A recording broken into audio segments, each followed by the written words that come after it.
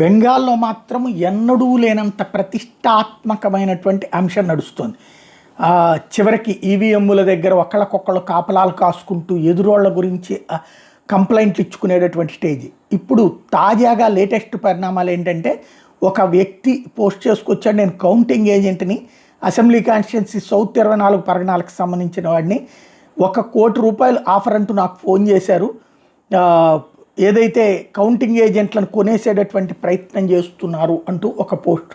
ఇవన్నీ కావాలని సృష్టిస్తున్నారా నిజమా అన్నటువంటిది చెప్పలేం. ప్రస్తుతానికైతే ఇట్లాంటి రకరకాలైనటువంటి ఇష్యూస్ నడుస్తున్నాయి. అదే సందర్భంలో ఈ ఐప్యాక్కి సంబంధించినటువంటి వాళ్ళు కేంద్ర ప్రభుత్వం తరపున ఇప్పుడు కేంద్ర ప్రభుత్వపు ఉద్యోగుల్ని కూడా పెట్టడానికి ఒప్పుకున్నారు కదా. ఎన్నికల సంఘం అట్లా పెట్టడానికి అభ్యంతరం లేదని కోర్టు కూడా చెప్పింది కదా. మమతా బెనర్జీ ఛాలెంజ్ చేసినా కూడా అవ్వలేదు కదా. ఇప్పుడు ఐప్యాక్ వాళ్ళు అట్లాంటి ఐడీస్ ఎవరైతే ఉన్నారో కేంద్ర ప్రభుత్వం తరపున అక్కడ సూపర్వైజర్లుగా పనిచేసేటటువంటి వాళ్ళు ఎవరైతే ఉంటారో సెంట్రల్ ఆఫీసర్లకు సంబంధించినటువంటి డీటెయిల్స్, ఫోన్ నెంబర్లు అడుగుతా వాట్సాప్లో పెట్టినటువంటి మెసేజ్ని బీజేపీ రైట్ చేసి ఏంటిది అన్నటువంటి పాయింట్ని క్వశ్చన్ చేస్తోంది.